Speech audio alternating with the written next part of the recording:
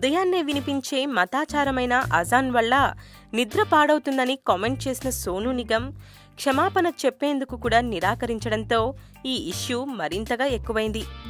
Singer Sonu Nigam సృష్టించిన వేడి ఇంకా తగ్గలేదు. ఇప్పుడు సోనూ పక్కింట్లో ఉండే ఒక వ్యక్తి ఆశ్చర్యకరమైన కామెంట్స్ చేయడం విశేషం.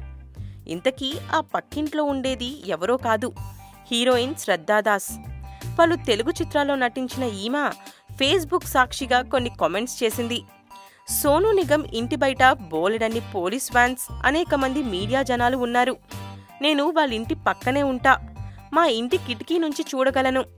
విచిత్రం ఏంటంటే కొన్ని రోజులుగా మా ఇంటి దగ్గర ఉదయాన్నే అజాన్ వినిపించడం లేదు. నిజానికి ఖచ్చితంగా వినిపించాల్సిందే. సోనూ నిగమ్ తన తల నరికేసుకున్నాడని విన్నాను. అందుకేనేమో మా ఇంటి బయట ఇంత ట్రాఫిక్ అంటూ పోస్ట్ చేసింది. అయితే శ్రద్ధ పోస్ట్ అంతలోనే వైరల్గా స్ప్రెడ్ అవ్వడంతో తన పోస్ట్ను డిలీట్ చేసేసింది.